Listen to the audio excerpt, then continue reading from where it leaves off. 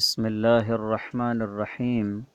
آنکھ، ناک اور کان میں دوائی کا استعمال کرنے کا کیا حکم ہے؟ جواب: آنکھ میں دوا ڈالنے سے روزہ نہیں ٹوٹتا۔ ناک اور کان میں دوا اور تیل ڈالنے سے روزہ ٹوٹ جاتا ہے، کیونکہ ناک اور کان شرعی اعتبار سے معتاد راستے ہیں اور اصولاً ان کے ذریعے کسی خوراک یا دوا وغیرہ جسم میں داخل ہونے اور داخل کرنے سے روزہ ٹوٹ جاتا ہے۔ البتہ کان میں پانی چلے جانے سے روزہ نہیں ٹوٹتا۔ کان کے بارے میں ایک بات کی وضاحت ضروری ہے کہ عموماً دوا اس صورت میں استعمال کی جاتی ہے جب کان میں کوئی بیماری ہو،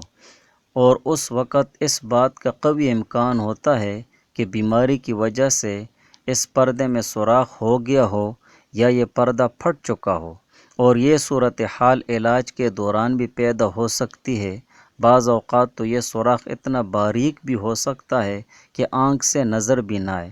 اور جب یہ پردہ پھٹ جائے یا اس میں سوراخ ہو جائے تو دوا آسانی سے حلق میں داخل ہو جاتی ہے، اور شاید یہی وہ مختلف امکانات ہیں کہ جن کی وجہ سے فقہا کی عمومی رائے یہ ہے کہ کان میں دوا ڈالنے سے روزہ ٹوٹ جاتا ہے۔ البتہ کسی انفرادی خصوصی صورت میں، جبکہ کان کے پردے کے صحیح اور سالم ہونے کا 100% یقین ہو، تو ایسی صورت میں مریض کو دوا کے استعمال کے باوجود روزے کے فاسد نہ ہونے کی بات کی جا سکتی ہے، لیکن جیسے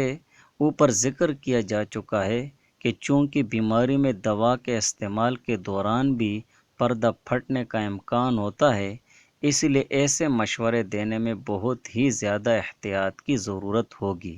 اور بہتر یہی ہے کہ عام قاعدے پر، قدیم فقہا کے قول پر عمل کرتے ہوئے روزہ فاسد ہونے کی بات ہی کی جائے۔ بحوالہ روزے کے طبی مسائل، ترتیب و تالیف پروفیسر ڈاکٹر نجیب الحق۔